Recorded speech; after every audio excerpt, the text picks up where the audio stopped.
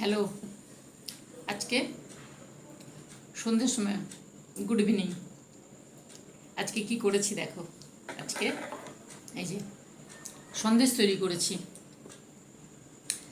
এই সন্দেশ খেতে দারুণ হয়। এই যে দেখতে পাচ্ছ, দারুণ হয়।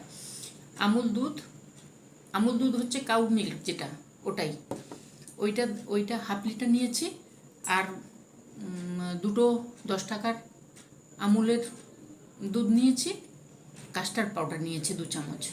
এই নিয়ে দুধটাকে প্রথমে গরম করেছি, ফোটানো হবে। আর পনির নিয়েছি 50 গ্রাম, ছোটো হাফ লিটার দুধের সঙ্গে 50 গ্রাম পনির নিয়েছি আমি।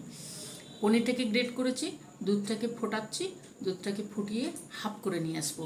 সেখান থেকে কিছুটা দুধ তুলে রাখবো আমুল দুধ মেশানোর জন্য আর কাস্টার্ড পাউডারটা মেশানোর জন্য। দুটো বাটিতে তুলে নিয়ে এসেছি। আর বাকি যে দুধটা ছিল ওইটার সঙ্গে পনিরটা ছিল, পনিরটাকে গ্রেট করেছি। গ্রেট করে পরিমাণ মতন যে যেমন চিনি খাবে, যদি বেশি চিনি খেতে চাও তাহলে বেশি দেবে, যদি মিডিয়াম খেতে চাও তাহলে মিডিয়াম দেবে। চিনি আর পনির একসঙ্গে দুধটা যে ফুটছিল ওর সঙ্গে দিয়ে সুন্দরভাবে মানে কন্টিনিউ নাড়াতে হবে, নাহলে বসে যাবে। ওইটা করার পরে আমি অন্যদিকে সরিয়ে দিয়েছিলাম। তারপরে একটু ঘি দিয়েছি, ঘি দিয়ে তিল দিয়েছি। তিল, কাজু, কিশমিশ এইগুলোকে ভেজে নিয়েছিলাম সুন্দর করে।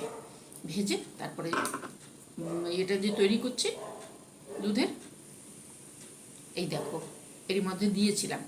দিয়ে এবারে নাড়িয়ে নাড়িয়ে যে ঘন হয়ে এসছে তখন নামিয়ে নিয়ে এসছি। নামিয়ে নিয়ে এসে ঠান্ডা করেছি। ঠান্ডা করে প্লেটে নামিয়েছি। একটু ঘি দিয়েছিলাম প্লেটে, দিয়ে তারপরে এই যে জিনিসটা নামিয়েছি, নামিয়ে ওপর থেকে একটু কেশর দিয়েছি। কেমন লাগছে বলো? ভালো লাগছে তো? এই দেখো এত সুন্দর হয় খেতে। এটা হচ্ছে কাস্টার্ড সন্দেশ, খুব সুন্দর হয়। তোমরা করে খেও, ভালো লাগবে, দারুণ হয়, চটপট হয়, দারুণ হয়। আজকে তাহলে চললাম, টাটা। করে খেও কিন্তু সবাই, ঠিক আছে? আর আমাকে বলো কেমন হয়েছে। বাই।